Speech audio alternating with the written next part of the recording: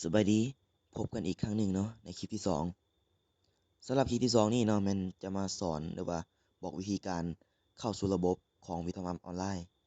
คือในคลิปที่1เนาะเราจะสอนวิธีการสร้างช็อตคัทเนาะเอาวิทอมอัพนี่มาวางไว้ที่หน้าจอสามารถไปเบิ่งย้อนหลังได้ในคลิปที่1คลิปที่2นี่เนาะวิธีเข้าสู่ระบบของวิทอมอัพนี่ง่ายๆก็คือก่อนอื่นหมดก็เข้าไปที่วิทอมอัพก่อนคลิกเข้าไปหลังจากเข้ามาแล้วเนาะจะเป็นหน้าตาประมาณนี้สำหรับรหัสผ่านหรือว่าสมาชิกตัวนี้เนาะที่ค้างอยู่นี่ก็ข้าพเจ้าเองกดบันทึกหรือว่ากดจดจำรหัสไว้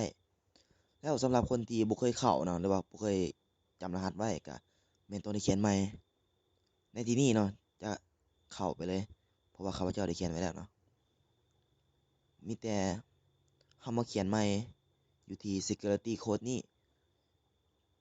เพราะว่าจะได้เขียนทุกๆครั้งเนาะเพราะว่าเวลาเข้าระบบแล้วประมาณ15นาทีระบบจะเด้งออกอัตโนมัติแล้วเราสามารถเขียนตัวนี้เพื่อเข้าระบบใหม่อีกครั้งเพราะว่า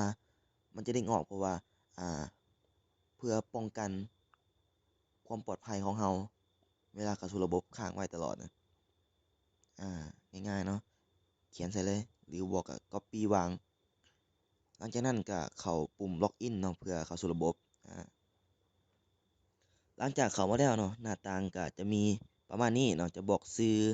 จะบอกรหัสสมาชิกเราแล้วก็จะบอกสถานะนี่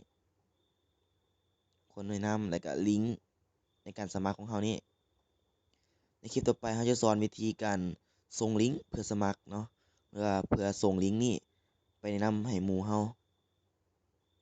นี่เป็นจำนวนเงินต่างๆแล้วก็บ่อนเติมเงินค่าโทรนี่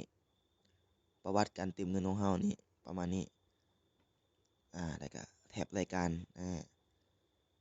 นี่คือรายการของ VTOP Up เนาะที่ว่าสามารถเฮ็ดได้หลังจากนั้นถ้าหากเราเบิดเวียกใส่แล้วเราก็ออกจากระบบวิธีออกระบบก็ง่ายๆนี่ก็คลิกเข้าบนปุ่มออกจากระบบนี้ทั้งหมดก็ถือว่าเสร็จสิ้นเนาะในการเข้าสู่ระบบและออกจากระบบโอเค